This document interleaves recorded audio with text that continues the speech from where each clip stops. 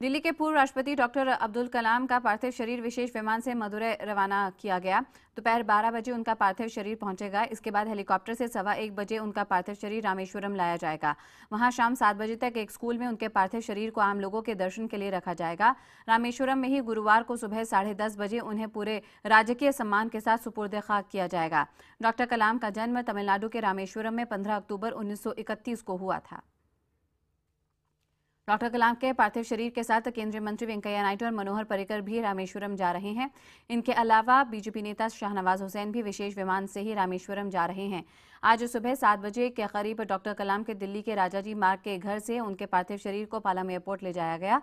वहां से विशेष विमान से उनके पार्थिव शरीर को रामेश्वरम ले जाया जा रहा है। पूर्व राष्ट्रपति डॉक्टर एपीजे अब्दुल कलाम को देश भर से श्रद्धांजलियों का तांता लगा हुआ है। रामेश्वरम में उनके घर पर भी लोगों की भीड़ है। डॉक्टर कलाम के बड़े भाई की उम्र 99 साल हो गई है। हमारे सहयोगी प्रतीक त्रिवेदी ने उनसे बात करने की कोशिश की, लेकिन सदमे के चलते वो ज्यादा नहीं बोल पाए।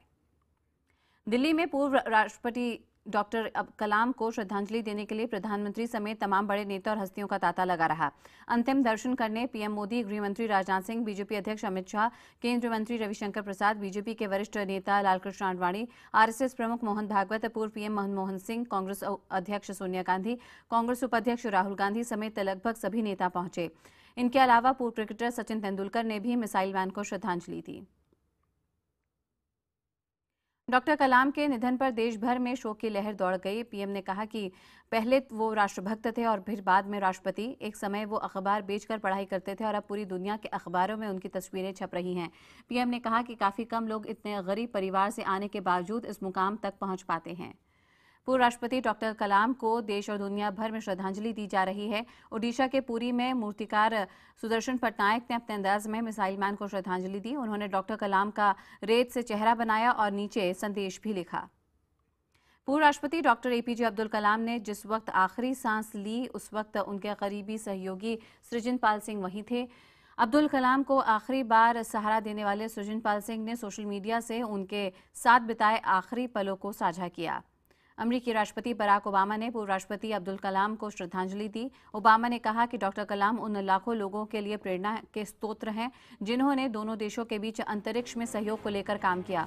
ओबामा ने कहा कि अमेरिकी लोगों की ओर से वो पूर्व राष्ट्रपति डॉक्टर कलाम को उनके निधन पर गहरी संवेदना प्रकट कर रहे हैं।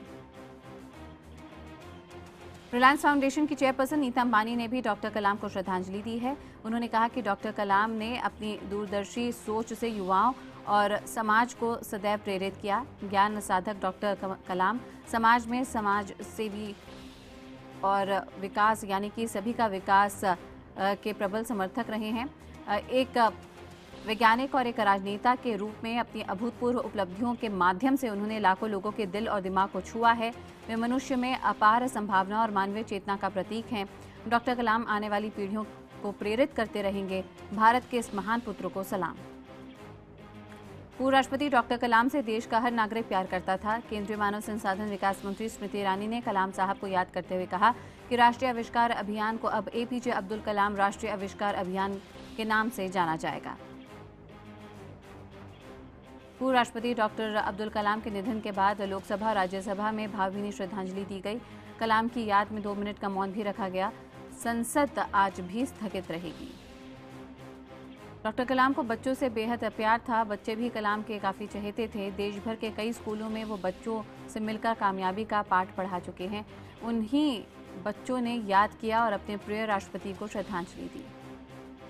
डॉक्टर कलाम के जीवन और उपलब्धियों से प्रेरणा लेकर कई फिल्में भी बनाई गई हैं। आई एम कलाम ऐसी ही एक फिल्म थी जिसमें एक गरीब परिवार के बच्चे को कलाम के जीवन से प्रभावित दर्शाया गया था। फिल्म को नेशनल अवार्ड भी मिला था। इस फिल्म में अभिनय करने वाले बाल कलाकार हर्ष रामायर ने हमसे बात की है। हर्ष के मुताबिक इस फिल्म के बाद उनकी ज़िंदगी बदल गई।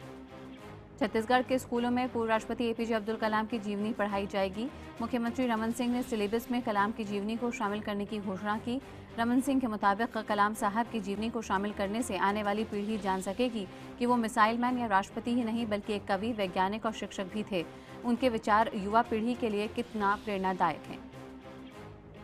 पूर्व राष्ट्रपति एपीजे अब्दुल कलाम को बॉलीवुड सितारों ने भी श्रद्धांजलि दी। अमिताभ बच्चन ने ट्वीट कर कहा, बहुत बढ़िया दिमाग, बच्चे जैसा व्यवहार, सबकी परवाह करने वाले, प्यार प्यारे कलाम नहीं रहे, भगवान उनकी आत्मा को शांति दे। तो प्रियंका चोपड़ा ने लिखा कि अच्छाई और महानता एक व्यक्ति में कम ही देखने को मिलती है। डॉक्टर कलाम इन दोनों के निचोड़ थे।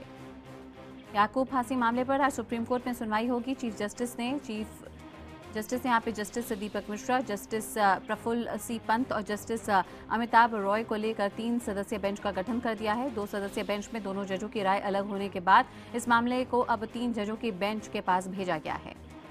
याकूब मेमन के फांसी के विरोध में सिविल लिबर्टी और डेमोक्रेटिक राइट ऑर्गेनाइजेशन ने मुंबई में प्रदर्शन किया। इनका कहना है कि ये लोग फांसी का समर्थन नहीं करते। कई देश हैं जिन्होंने फांसी पर रोक लगा दी है और यहाँ भी फांसी पर रोक लगनी चाहिए।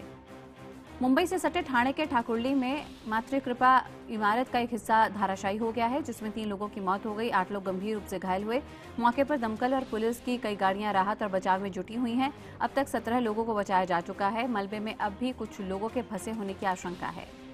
गुरदासपुर आतंकी हमले के बाद दिल्ली में आने वाले विदेशी नागरिकों का डर खत्म करने के लिए पुलिस के आला अधिकारियों ने कमान संभाल ली है। डीसीपी और उनकी टीम के अधिकारी विदेशी नागरिकों से रूबरू हुए।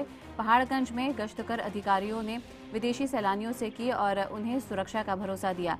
पुलिस वालों ने पहाड़गंज के होटलों की भी सख्ती से जांच ली। व्यापम घोटाले से जुड़े एक और मामले में खंडवा कोर्ट ने सजा सुनाई है। 2 दोषियों को 5-5 साल की सजा सुनाई, जबकि एक आरोपी को बरी किया गया। 11 जून 2004 के दौरान खंडवा के गर्ल्स डिग्री कॉलेज में पीएमटी परीक्षा के दौरान फर्जी परीक्षार्थी पकड़े गए। इसी मामले में सजा का ऐलान हुआ। उधर व्यापम की जांच कर रही सीबीआई ने 2012 में फॉरेस्ट गार्ड भर्ती परीक्षा में गड़बड़ी को लेकर 18 आरोपियों के खिलाफ केस दर्ज किया। बिहार के मुख्यमंत्री नीतीश कुमार के बढ़ चला बिहार अभियान को झटका लगा है। पटना हाईकोर्ट ने अभियान पर तत्काल प्रभाव से रोक लगा दी है। 4 हफ्ते में अभियान में अब तक खर्च की गई राशि का ब्यौरा मांगा गया है। उपलब्धियां गिनाने के लिए सरकारी राशि के खर्च पर भी अदालत ने तल्ख टिप्पणी की है। इसके अलावा हाईकोर्ट ने यहां पर अब सोमवार को सरकार के रिपोर्ट कार्ड पर भी सवाल उठाते हुए कहा कि मुख्यमंत्री की तस्वीर वाले रिपोर्ट कार्ड की छपाई में भी लाखों रुपए खर्च हुए हैं। आईटी रुड़की से निष्कासित 72 छात्रों को उत्तराखंड हाईकोर्ट से झटका लगा। अदालत ने छात्रों की विशेष याचिका खारिज कर दी। एक सदस्यीय पीठ से याचिका खारिज होने के बाद छात्रों ने विशेष अपील डालकर राहत की मांग की, लेकिन हाईकोर्ट ने सुनवाई के बाद सभी छात्रों के निष्कासन के फैसले पर मुहर लगा दी। इसके अलावा अदालत ने उन 2 छात्रों को मिली राहत पर भी रोक लगा दी, जिन्हें एक सदस्यीय पीठ ने पिछले दिनों राहत दी थी। गुरदासपुर हमले के बाद पंजाब के मुख्यमंत्री प्रकाश सिंह बादल ने पाक उच्चायुक्त अब्दुल बासित के साथ बैठक रद्द कर दी है। दोनों के बीच 29 जुलाई को बैठक होनी थी। बता दें कि सोमवार को गुरदासपुर में आतंकी हमला हुआ था, जिसमें 13 लोग मारे गए थे, जिसके बाद पंजाब सरकार बैठक रद्द करने का फैसला लिया। आज बादल गुरदासपुर जाकर शहीद एसपी के परिवार वालों से मिलेंगे। पंजाब में गुरदासपुर के दीनानगर आतंकी हमले में शामिल आतंकियों के सीसीटीवी फुटेज सामने आए। वहां के बाजार में एक दुकान के बाहर लगे सीसीटीवी में आतंकी नजर आए। सीसीटीवी में कैद तस्वीरों में सुबह 4:55 का वक्त है। तीनों आतंकी आर्मी की ड्रेस में हैं और इनके पास काफी तादाद में हथियार भी दिख रहे हैं। आतंकियों के पास से पाकिस्तान का सामान मिला है। इनके जूतों पर बाकास कंपनी का टैग है। बाकास कंपनी सियालकोट में है और चमड़े का काम करती है। इनके पास से जीपीएस भी मिले हैं, जिनमें एक अभी तक डिकोड नहीं हुआ है। एक जो डिकोड हुआ है वो पाकिस्तान की मूवमेंट दिखा रहा है। पंजाब पुलिस के मुताबिक तीनों आतंकी सोफिस्टिकेटेड हथियार लेकर चीन में बने ग्रेनेड और जीपीएस सिस्टम से लैस थे। पंजाब के गुरदासपुर पर हमला करने वाले आतंकियों के पास से मिले जीपीएस से खुलासा हुआ है कि वो पाकिस्तान के शकरगढ़ से आए थे। आतंकियों के पास मिले जीपीएस सिस्टम से खुलासा हुआ कि वो शनिवार की रात 2 बजे पाकिस्तान से भारत की तरफ चले थे और 6 किलोमीटर पैदल चलने के बाद रावी नदी को पार किया और पठानकोट सीमा से गुरदासपुर में घुसे। दीनानगर में घुसने से पहले आतंकी ने कमल नाम के जिस कार सवार को गोली मारकर घायल किया, वो अभी अस्पताल में भर्ती है। कमल को 5 गोलियां लगी थी। आतंकी गोली मारकर उसे कार से धक्का देकर और फिर उसकी मारुति 800 कार लेकर दीनानगर थाना की तरफ बढ़े। कमल ने बताया कि आतंकी आर्मी की ड्रेस में थे। पंजाब के मुख्यमंत्री प्रकाश सिंह बादल आज सुबह 10 बजे कपूरथला में शहीद एसपी बलजीत सिंह के परिजनों से मिलेंगे। बलजीत सिंह का अंतिम संस्कार दोपहर 12:30 बजे किया जाएगा। दीनानगर में सोमवार को आतंकियों से लोहा लेते हुए एसपी बलजीत सिंह शहीद हो गए थे। शुरुआत में परिवार ने उनका अंतिम संस्कार करने से इनकार कर दिया था। शहीद एसपी की पत्नी ने सरकार से मांग की है कि उनके बेटे को एसपी और बेटियों को तहसीलदार बनाया जाए। सोमवार को आतंकवादी हमले से पहले पंजाब के दीनानगर में रेलवे ट्रैक पर लगाए गए बम को लेकर सचेत करने के लिए रेलवे कर्मचारी अश्विनी कुमार को रेलवे ने सम्मानित करने का फैसला किया है। गौरतलब है कि अश्विनी कुमार ने सूझबूझ दिखाते हुए वहां से गुजरने वाली ट्रेन को रुकवाकर सैकड़ों यात्रियों की जान बचाई। वो रेलवे में कीमैन के पद पर तैनात है। गुजरात के कई जिलों में लगातार हो रही बारिश के बाद बाढ़ जैसे हालात बन गए हैं। अहमदाबाद, बनासकांठा, कच्छ, गांधीधाम समेत कई इलाकों में बुरा हाल है। कच्छ और उत्तरी गुजरात में जल प्रलय जैसी स्थिति है। उत्तरी गुजरात खासकर कि बनासकांठा जिले में कई गांवों का संपर्क आपस में टूट गया है, तो बनासकांठा से लखानी में बारिश से करीब 3 दर्जन मकान गिर गए हैं। वहीं रावोल बांध के साथ ही राज्य के 6 जलाशय को हाई अलर्ट पर रखा गया है। इस बीच उत्तर गुजरात में बारिश के बाद कई रेलवे ट्रैक को नुकसान हुआ है, जिसके चलते कई ट्रेनों को रद्द किया गया है। लोक सेवा आयोग के विवादित चेयरमैन अनिल यादव की नियुक्ति को लेकर यूपी सरकार की एक बार फिर से फजीहत हुई है। पीसीएस की परीक्षा के उम्मीदवारों की याचिका पर सुनवाई के दौरान हाईकोर्ट ने पाया कि अनिल यादव की नियुक्ति के लिए न सिर्फ उनके आपराधिक मुकदमे छुपाए गए, बल्कि तमाम काबिल नामों को भी पीछे छोड़ दिया गया। हाईकोर्ट कड़े तेवर दिखाते हुए सरकार से पूछा है कि जब अनिल यादव के खिलाफ आपराधिक मुकदमे थे तो आखिर किस काबिलियत के चलते उन्हें लोक सेवा आयोग जैसी संस्था का चेयरमैन बना लिया गया। छत्तीसगढ़ के दुर्ग में एक महिला का 1.25 साल का बच्चा आंगन में खेलते खेलते पानी से लबालब कुएं में जा गिरा। मां बिना कुछ सोचे बच्चे को बचाने के लिए सीधे कुएं में कूद गई, लेकिन वो कुएं से बाहर नहीं निकल पाई। बाद में जुटी भीड़ ने वहां पर हिम्मत दिखाई। जब ये बात दुर्गा पटेल नाम के युवक को पता चली तो उसने अपनी जान की परवाह किए बिना कुएं में छलांग लगाई और इसके बाद उसने एक एक कर मां और बेटे दोनों को बाहर निकाला। अब युवक को सम्मानित किए जाने की मांग है। उत्तर प्रदेश के बांदा में 6 साल की मासूम बच्ची के साथ एक युवक पर बलात्कार का आरोप लगा है। आरोपों के मुताबिक पंचायत भवन में बच्ची को ले जाकर इस दरिंदगी को अंजाम दिया। यही नहीं, इस दौरान बच्ची के निजी अंगों को भी बुरी तरह से नुकसान पहुंचाया। फिलहाल मासूम जिंदगी और मौत के बीच जूझ रही है। वहीं मामले में एसपी से जुड़े कुछ लोग पर मामले को दबाने की भी कोशिश हो रही है। मथुरा में एक नाबालिग लड़की की लाश मिलने के बाद से गुस्साए लोगों ने हंगामा करते हुए मथुरा अछनेरा रेल ट्रैक को जाम कर दिया। सोमवार की शाम 12 साल की लड़की अपनी गाय को लेने स्टेशन के पास गई थी, लेकिन काफ़ी देर बाद जब वह गाय को लेकर नहीं आई तो परिजनों ने उसके गायब होने की सूचना पुलिस को दी। आखिरकार परिवार को पता चला कि लड़की को स्टेशन के ही पास रहने वाले एक युवक के साथ देखा गया था। परिजनों ने जब युवक से पूछताछ की तो उसने बताया कि उसने और उसके एक साथी ने उस लड़की की बलात्कार के बाद हत्या कर लाश को फेंक दिया।